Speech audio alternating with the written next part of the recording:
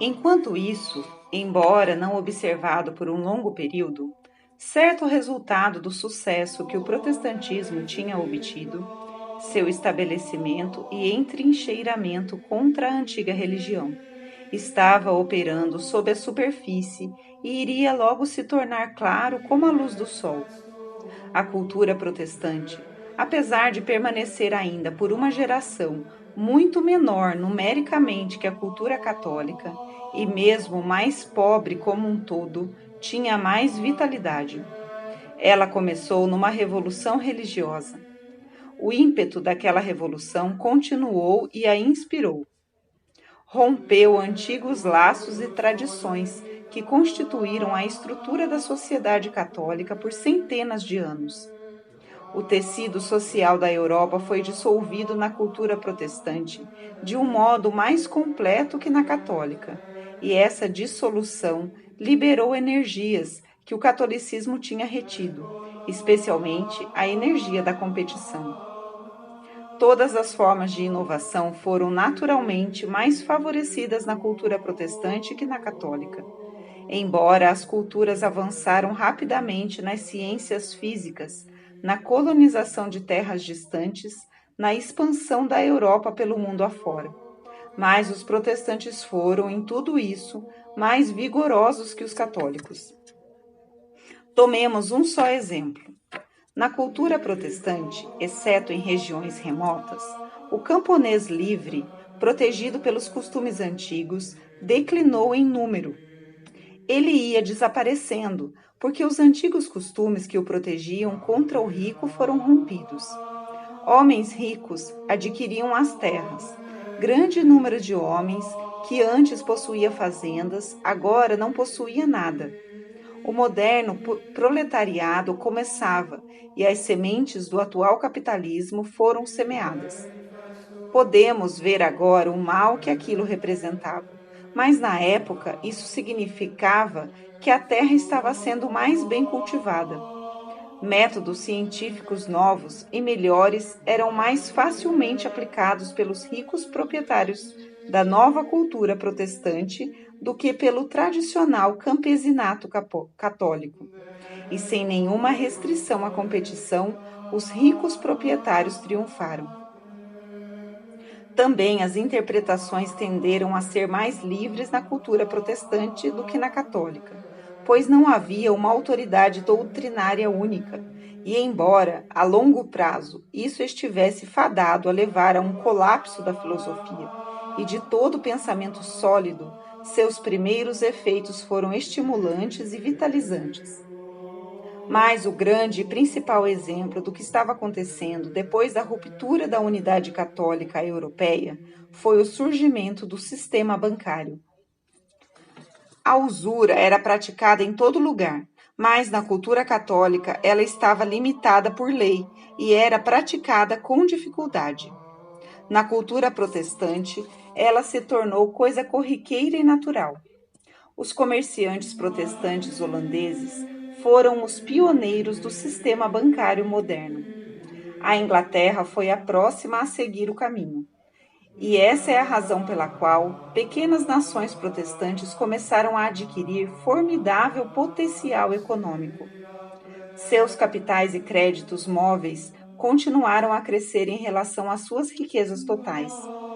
O espírito mercantil floresceu vigorosamente entre os holandeses e ingleses, e a admissão universal da competição continuou a favorecer o crescimento do lado protestante da Europa. Todo esse crescimento do poder protestante começava a se tornar claro uma geração depois da Paz de Westfália, 1648-1650 a 1720. Já não era mais subconsciente, mas consciente, e era sentido em toda parte, à medida que o primeiro terço do século XVIII progredia. Antes do final do século, havia um sentimento no ar de que, embora o catolicismo ainda mantivesse antigos tronos, com toda a sua glória tradicional, e mostrasse força, a coroa imperial, os estados papais, a monarquia espanhola, com seus enormes domínios do além-mar, a esplêndida monarquia francesa, ainda assim, o futuro pertencia aos protestantes. O protestantismo, para usar uma frase moderna, estava se dando bem. Ademais, a confiança estava do lado protestante e o lado católico estava abatido. Um último fator estava grandemente a favor da cultura protestante. O declínio do sentimento religioso continuava em toda parte desde 1750, e esse declínio não feriu a princípio a sociedade protestante tanto quanto a católica. Na sociedade católica, ele dividiu os homens amargamente. O cético era aí o inimigo do seu pio conterrâneo. Os franceses, em alguma medida os italianos, muito mais tarde os espanhóis.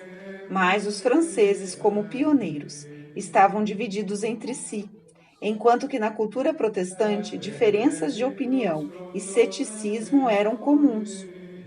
Os homens se encaravam como coisas naturais. Assim, isso levava a cada vez menos animosidades pessoais e divisão social. Essa força interna da cultura protestante foi mantida até os tempos modernos e somente agora tem começado a se enfraquecer, através do efeito desintegrante de uma falsa filosofia. Um pouco mais de 150 anos atrás, mais menos de 200 anos, digamos entre 1760 e 1770, já devia estar claro para qualquer observador cuidadoso da nossa civilização que estávamos entrando num período em que o lado anticatólico, das duas metades em que a cristandade se partiu, estava prestes a se tornar a parte principal. A cultura protestante estava prestes a atingir a supremacia e a manteria, talvez por um longo período. De fato, não só a manteve, como aumentou seu domínio por mais do que uma geração, por algo em torno de 100 anos. Então, mas não antes do nosso tempo, ela começou a declinar. Os sinais externos ou políticos desse crescimento protestante eram o contínuo crescimento financeiro e do poder militar e naval daquele lado da Europa. O comércio inglês expandiu-se rapidamente. A Holanda continuou a incrementar seu sistema bancário e, mais importante, a Inglaterra começava a dominar a Índia. Do ponto de vista militar, os protestantes alemães produziram um novo e formidável exército, o prussiano, com uma forte disciplina coroada por vitórias. Algo que havia de ter um grande efeito, a esquadra britânica se tornou muito mais poderosa que qualquer outra frota, e sob sua proteção, o comércio e o controle inglês sobre todo o Oriente cresceu continuamente. Por terra, a Prússia começou a ganhar batalhas e campanhas. Esse sucesso não foi contínuo, mas consolidou uma tradição contínua. O seu rei-soldado, Frederico II, foi um dos grandes generais da história. Ao mesmo tempo, a cultura católica declinava neste mesmo campo político. A Áustria, isto é, o poder do imperador católico entre os alemães, diminuía seu poder. Assim acontecia com o vasto Império Espanhol, que incluía então a maior parte da América. Esses sinais externos de crescente poder protestante e de declínio do poder da cultura católica não foram senão efeitos de algo espiritual que estava acontecendo internamente. A fé estava desmoronando. A cultura protestante era imune ao crescimento do ceticismo. O declínio da aderência dos homens às antigas doutrinas da cristandade não enfraquecia a sociedade protestante.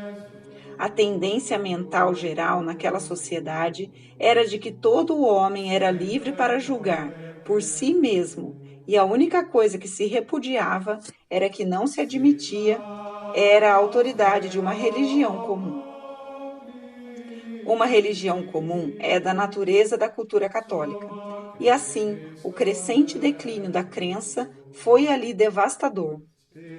Destruiu a autoridade moral dos governos católicos, que estavam intimamente relacionados à religião, e isso ou lançou um tipo de paralisia sobre o pensamento e a ação, como aconteceu na Espanha, ou como aconteceu na França, dividiu violentamente os homens em dois campos, o clerical e o anticlerical.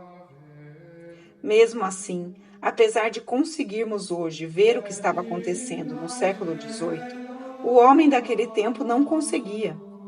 A Inglaterra, com seu poder marítimo, dominou a Índia. A Prússia tinha se estabelecido como uma forte potência, mas ninguém previu que a Inglaterra e a Prússia iriam eclipsar a cristandade.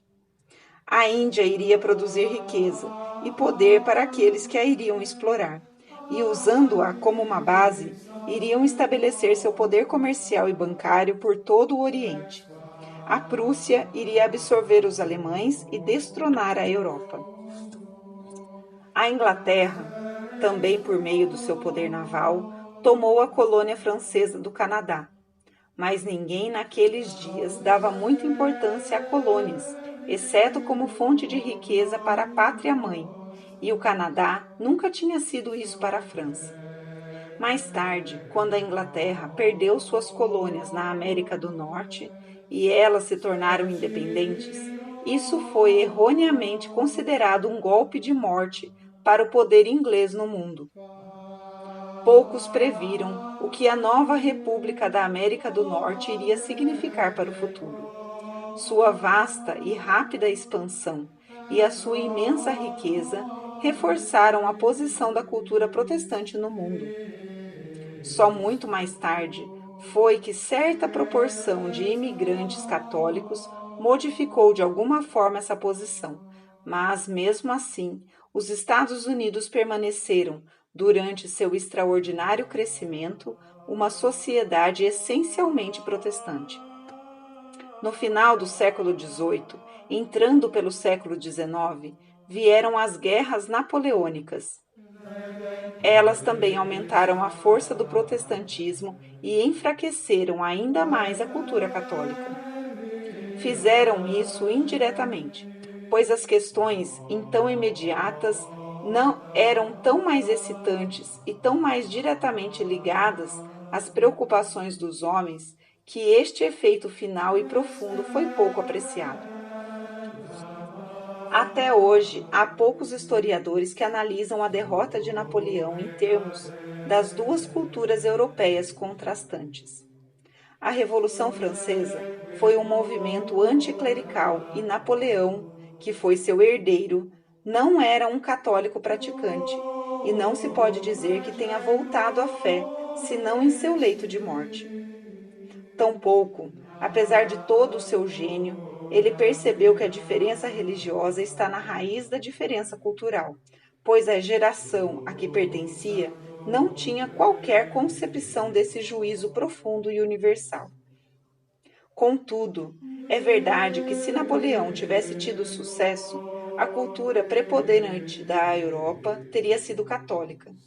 Seus impérios se aliou, inclusive matrimonial, com a antiga tradição católica da Áustria, dando paz à Igreja e pondo fim aos perigos revolucionários, e teria nos proporcionado uma Europa unida e estável, que apesar do amplamente difundido racionalismo nas classes mais ricas, teria, como um todo, retornado à tradição católica.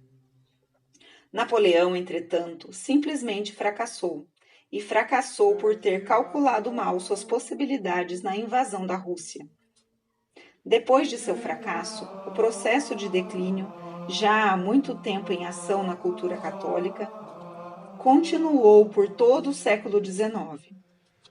A Inglaterra, com a derrota de Napoleão, foi capaz de expandir-se ininterruptamente por meio de seu agora não só inquestionável, mas invencível poder naval. Não havia nenhum adversário contra esse poder fora da Europa. O Império Espanhol, já muito decadente, foi destruído em larga escala pelos esforços da Inglaterra, que desejava um comércio desimpedido com a América do Sul e Central. A Inglaterra tomou pontos estratégicos em todo o globo, alguns dos quais se tornaram sociedades locais consideráveis, a princípio chamadas colônias, mas agora domínios. A Prússia, com a derrota de Napoleão, se tornou a potência principal dos alemães. Ela anexou a população católica do Reno e se tornou o adversário triunfante da Casa de Habsburgo-Lorena, o imperador de Viena. A França começou uma sequência de experimentos políticos e subsequentes fracassos, na raiz dos quais estava a profunda divisão religiosa dos franceses. A Itália não era unificada e o esforço de unificação estava sendo feito por anticatólicos. De fato, é uma das mais interessantes ironias da história, a de que a grande potência que a Itália é agora teve sua origem na simpatia que a Europa protestante sentia pelas rebeliões italianas originais contra o rei católico de Nápoles e contra a autoridade dos estados papais. Durante a maior parte de uma geração depois da derrota de Napoleão, outro grupo de importantes acontecimentos surgiu contra a cultura católica. Foi a série de vitórias esmagadoras obtidas pela Prússia no campo de batalha entre 1866 e 1871. Nesses 5 anos, a Prússia destruiu o poder militar da Áustria Católica e criou um novo império germânico, no qual os católicos foram cuidadosamente isolados da Áustria e formaram uma minoria que tinha a Berlim protestante como seu centro de gravidade. A Prússia também derrotou repentina e completamente o exército francês, tomou Paris e anexou o que quis do território francês. Este último acontecimento, a Guerra Franco-Prussiana, foi o mais importante de todos e poderia muito bem ter causado o fim da cultura católica na Europa por meio do estabelecimento da República Parlamentar Francesa, que ia de mal a pior nas leis e na moral, e da deteriorização da confiança dos franceses em si mesmos. O novo regime na França começou a arruinar a civilização francesa e a aumentar indefinidamente a facção anticatólica, que obteve e manteve o poder sobre o povo francês. Ademais, como resultado da guerra, a Inglaterra se tornou ainda mais forte no Oriente, tomando o lugar da França no domínio do Egito, usurpando a custódia do Canal de Suez, que os franceses tinham acabado de construir antes da derrota final, e na conquista de Chipre. A Itália estava agora unida, mas fraca e desprezada. O poderio da Espanha e de Portugal tinha atingido um estágio que parecia além de qualquer esperança de recuperação. Com a França despedaçada por lutas religiosas e tendo o pior tipo de político profissional no poder, com o sol da Áustria em seu acaso, com a Prússia a pleno vapor, com os Estados Unidos agora se recuperando de sua guerra civil e com um poder e coerência jamais vistos, rapidamente se tornando o país mais rico do planeta, com uma população em rápida expansão. Parecia natural que a cultura católica seria vencida em seu campo de batalha. A cultura protestante tornara-se o líder da civilização ocidental. A situação era evidente não somente no campo político, mas também no econômico.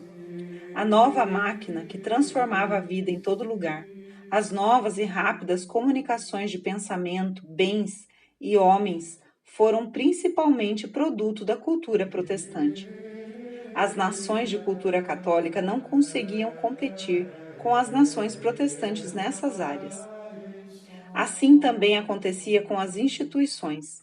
A instituição do parlamento pelos ingleses, que surgiu e foi mantida sob condições aristocráticas por uma classe governante, foi imitada em muitos lugares. Ela era completamente inadequada para sociedades com um forte sentimento de igualitarismo, mas era tal o prestígio da Inglaterra que os homens copiavam as instituições inglesas sob todos os ângulos. Enquanto isso, o que poderia ser propriamente chamado de teste do destino da cultura católica, a Irlanda parecia dar sinais da ruína final de sua cultura. Metade da população irlandesa, havia muito sem a posse de suas terras, passava fome. A riqueza da Irlanda católica caiu tão rapidamente quanto subiu a da Inglaterra, e ninguém imaginava que a Irlanda, depois das horrorosas experiências do século XIX, poderia ressurgir dos mortos novamente. O Papa tinha sido despojado de suas rendas pela tomada de seus estados e era agora prisioneiro no Vaticano. Com todo o espírito do novo governo italiano, seu aparente soberano, cada vez mais oposto à religião. O sistema educacional da Europa se tornava cada vez mais divorciado da religião, e nos grandes países católicos ou se rompeu ou caiu em mãos anticatólicas. É muito difícil dizer quando muda a maré nos grandes processos da história. Mas uma regra pode ser sabiamente aplicada. A mudança da maré chega mais cedo do que os homens consideram, julgando pelos fenômenos superficiais. Qualquer grande sistema, o altamente centralizado Império Romano Ocidental, o Império Espanhol, o período de domínio turco do Oriente, o período das monarquias absolutas na Europa Ocidental, realmente começou seu declínio muito antes do observador externo conseguir notar qualquer mudança.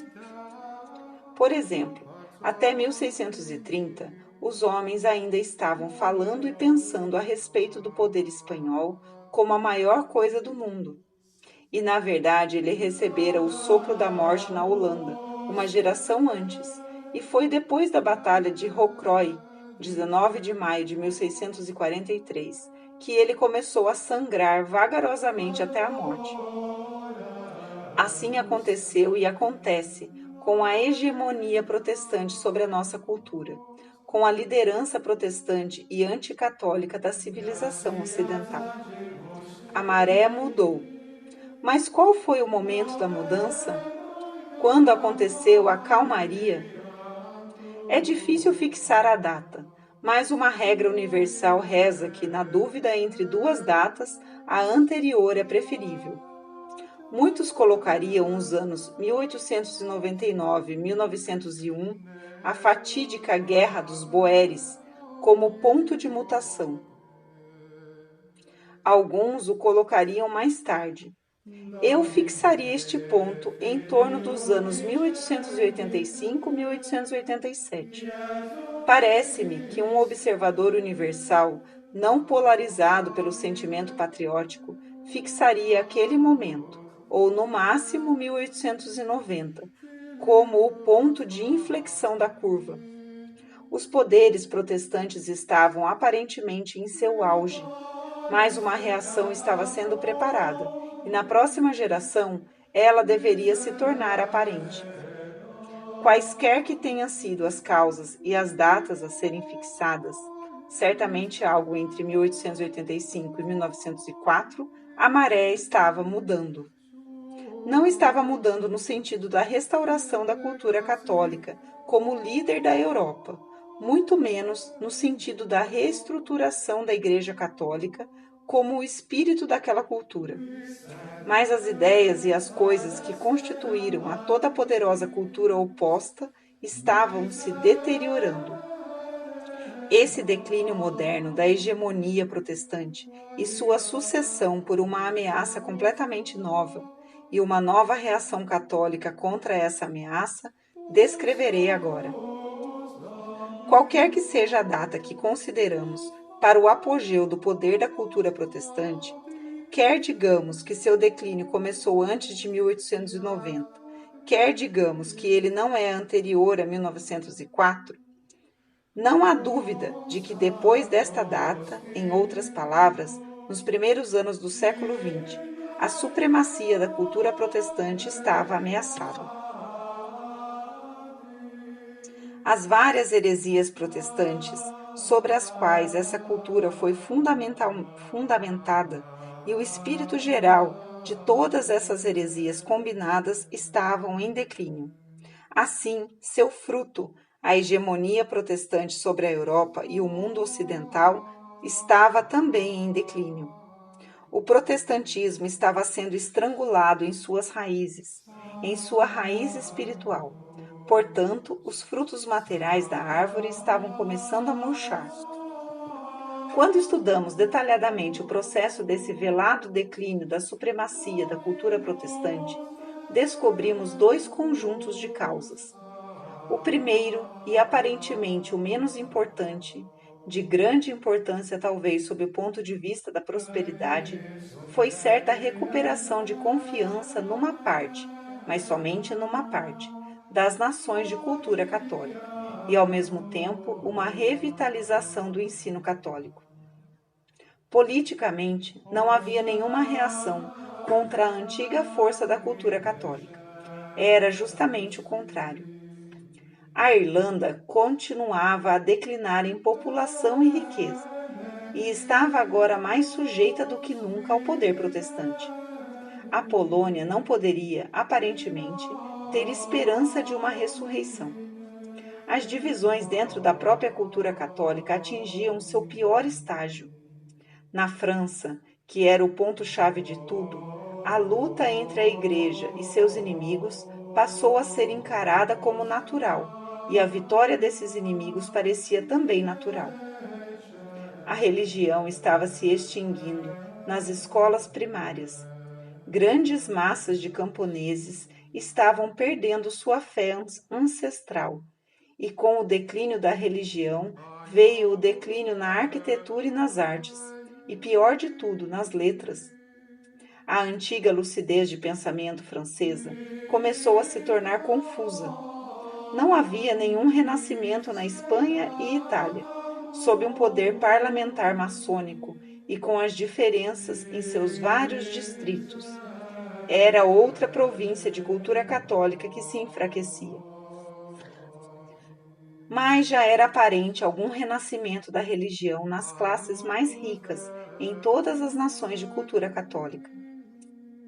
Isso pode parecer pouco, pois as classes ricas são uma pequena minoria, mas elas influenciavam as universidades e assim a literatura e a filosofia.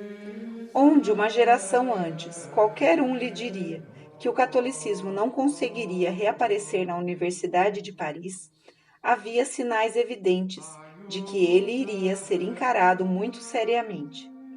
Em tudo isso, o grande Papa Leão XIII teve um papel preponderante, seguido mais tarde do cardeal Mercier. Santo Tomás de Aquino estava sendo reabilitado e a Universidade de Louvain se tornou um foco de energia intelectual irradiante para toda a Europa Ocidental.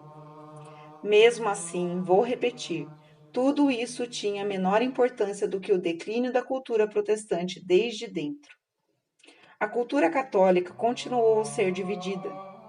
Não havia sinais de retorno à sua grandeza do passado, e apesar das sementes da recuperação, tanto da Irlanda quanto da Polônia, terem sido semeadas, a Irlanda, através da recuperação de suas terras por seus tenazes camponeses. Ninguém poderia prever, tal como a maioria não consegue ainda perceber, um fortalecimento geral da cultura católica em toda a nossa civilização. Houve grandes conversões, como sempre. Houve algo ainda mais significativo: grupos inteiros de homens eminentes, tais como os Brunetieri na França, que se tornaram cada vez menos simpáticos ao ateísmo e agnosticismo e que, sem se declararem católicos, eram claramente simpáticos ao lado católico. Mas eles não influenciavam a corrente principal. O que provocou realmente a mudança foi a grande fraqueza interna da cultura protestante, em contraposição à cultura católica. Foi esse declínio do oponente da Igreja que começou a transformar a Europa e preparar os homens para uma nova grande mudança, que chamarei, apenas para dar-lhe um nome a fim de estudá-la mais tarde, a fase moderna. A cultura protestante entrou em declínio por diversas causas internas, todas provavelmente conectadas, embora seja difícil descobrir a conexão. Todas provavelmente procedentes do que os médicos chamam de condição autointoxicante da cultura protestante. Dizemos que um organismo se torna autointoxicante quando começa a se envenenar, quando perde o vigor em seu processo vital de acumular secreções, que continuamente drena suas energias. Algo desse tipo estava acontecendo na cultura protestante, próximo do fim do século XIX e início do século XX. Essa foi a causa geral do declínio protestante, mas sua ação foi vaga e de difícil percepção. Sobre as causas particulares do declínio, seremos mais claros e específicos a seguir. Em primeiro lugar, a base espiritual do protestantismo se espedaçou com o descrédito da suprema autoridade da Bíblia. Esse descrédito foi o resultado daquele mesmo espírito de inquirição cética em que o protestantismo sempre se baseou. Esse espírito começou ao se dizer: eu nego a autoridade da Igreja. Todo homem deve examinar a credibilidade de cada doutrina por si mesmo. Mas, ao mesmo tempo e de forma ilógica, esse juízo apoiava-se na doutrina católica da inspiração divina da Escritura. Aquela grande massa de folclore, poesia, história tradicional e sabedoria em forma proverbial dos judeus que chamamos Antigo Testamento, aquele corpo de registros da Igreja primitiva que chamamos Novo Testamento, a Igreja Católica declarou como sendo divinamente inspirado. O protestantismo, como sabemos, virou a própria doutrina da Igreja contra ela própria e apelou para a Bíblia contra a autoridade católica. Assim, a Bíblia, o Antigo e o Novo Testamentos combinados, se tornou um objeto de culto em si mesmo na cultura protestante. Havia uma grande dúvida e mesmo paganismo no ar antes do final do século XIX nas nações protestantes. Mas a massa de suas populações, tanto na Alemanha quanto na Inglaterra e Escandinávia, e certamente nos Estados Unidos, se ancoravam na interpretação literal da Bíblia. Pois bem, pesquisas históricas, físicas e de crítica textual estavam abalando essa atitude. A cultura protestante começou a se encaminhar para outro extremo, a partir da adoração do próprio texto da Bíblia como sendo algo imutável, e mesmo a clara voz de Deus. Ela começou a duvidar de quase tudo que a Bíblia continha. Questionava-se a autenticidade dos 4 evangelhos, particularmente os 2 escritos pelas testemunhas oculares da vida de Nosso Senhor, e mais especificamente o de São João, a principal testemunha da encarnação. Chegou-se a negar o valor histórico de quase tudo do Antigo Testamento, antes do exílio babilônico. Negava-se todo milagre ou profecia contidos na Bíblia. Que um documento contivesse uma profecia era tido como prova de que deveria ter sido escrito depois do evento profetizado. Cada texto inconveniente era taxado como uma interpolação. Em resumo, quando este espírito, que era produto do próprio protestantismo, desacreditou a Bíblia completamente, o próprio fundamento do protestantismo, não sobrou nada do protestantismo, exceto uma massa de ruínas. Houve também outro exemplo de como o espírito do protestantismo destruiu suas próprias fundações, mas num campo diferente, o da economia. O protestantismo produziu a competição livre, permitindo a usura e destruindo as antigas salvaguardas do pequeno proprietário, as corporações e as associações das vilas. Em muitos lugares onde era poderoso, e especialmente na Inglaterra, o protestantismo destruiu totalmente o campesinato. Produziu o industrialismo moderno e sua forma capitalista. Produziu o sistema bancário moderno, que finalmente dominou a comunidade. Mas não muito mais que uma geração de experiência com o capitalismo industrial e com o poder usurário dos banqueiros, foi suficiente para mostrar que nenhum nem outro poderiam continuar. Eles alimentaram grandes males sociais, até que os homens, sem perceberem a causa primeira desses males, que é evidentemente espiritual e religiosa, os consideraram insuportáveis. Mas a riqueza e o poder político da cultura protestante, que se baseavam nessas instituições, estavam agora sendo desafiados. O capitalismo industrial e o poderoso e usurário sistema bancário constituíam a própria força da civilização protestante do século XIX. Triunfaram especialmente na Inglaterra vitoriana. No momento em que escrevo essas palavras, eles ainda são superficialmente todo-poderosos, mas cada um de nós sabe que suas horas estão contadas. Apodreceram por dentro, e com eles a hegemonia protestante, que era tão poderosa, apoiaram nas gerações imediatamente anteriores à nossa. Houve ainda outra causa do enfraquecimento e do declínio da cultura protestante. Suas várias partes começaram a se desentender. Isso era previsível num sistema baseado na competição e no orgulho humano. Cada uma das várias sociedades protestantes, notadamente a britânica e a prussiana, estava convencida de sua própria superioridade. Mas não se podem ter duas ou mais raças superiores. Esse estado de autoadoração levou necessariamente ao conflito entre os autoadoradores. Eles poderiam concordar em desprezarem a cultura católica, mas não conseguiriam preservar a unidade entre eles. O problema se tornou pior por uma falta inerente de planejamento.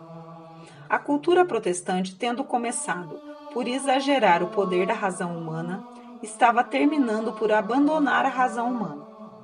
Ela se gabava de sua dependência dos instintos e até da sorte. Não havia frase mais comum nos lábios de um inglês protestante que esta: não somos uma nação lógica. Cada grupo protestante era o país escolhido por Deus, o favorito de Deus, e de uma forma ou de outra, fadado a chegar ao topo sem se preocupar com um esquema para sua própria conduta. Nada mais fatal a longo prazo para um indivíduo ou para uma grande sociedade que essa dependência cega de uma sorte assegurada e um igualmente cego desprezo por processos racionais. Isso abre as portas a muitas extravagâncias, materiais ou espirituais, a concepções de domínio do universo, poder mundial, etc., que têm efeitos equivalentes a venenos mortais. Tudo isso combinado levou ao grande colapso que ocorreu em 1914, mas cujo início pode ser localizado 3 anos antes, pelo menos, pois foi 3 anos antes da eclosão da Grande Guerra que as nações começaram a preparação para o conflito. Na Grande Guerra, todo o antigo estado de coisas se desmoronou. As instituições da hegemonia protestante, o controle social pelos bancos, a expansão da usura por meio de empréstimos internacionais, todo o sistema industrial baseado na competição, a descontrolada exploração de um vasto proletariado por uma pequena classe de capitalistas, sobreviveram apenas precariamente, ancoradas em todo tipo de subterfúgio, e isso somente em umas poucas sociedades. Em grande parte da nossa civilização, essas coisas desapareceram rapidamente. A principal instituição política que acompanhou a hegemonia protestante, parlamentos compostos de políticos profissionais que se denominavam representantes, seguiu o mesmo caminho. Nossa civilização entrou num período de experimentos políticos, incluindo despotismo, cada um dos quais pode ser, e provavelmente será, efêmero, mas todos eles são, de qualquer modo, uma completa ruptura com o passado recente. O antigo mundo, no qual uma cultura católica dividida e confusa era ofuscada por uma triunfante e poderosa cultura protestante, não existia mais. Mas deve-se notar que essa ruptura do antigo fenômeno anticatólico, a cultura protestante, não mostra nenhum sinal de ser seguido por uma hegemonia da cultura católica. Não há sinal, até agora, de uma reação em direção ao domínio das ideias católicas. A completa restauração de fé, única coisa que pode ainda salvar a Europa e toda a nossa civilização. Quase sempre acontece que quando você se vê livre de um mal, outro insuspeitado lhe aparece. E isso acontece agora com a ruptura da hegemonia protestante. Estamos entrando numa nova fase, a fase moderna, como eu a chamo, em que problemas muito diferentes são enfrentados pela Igreja Eterna e um inimigo muito diferente desafiará sua existência e a salvação do mundo que depende dela. Tentaremos analisar a seguir o que é essa fase moderna.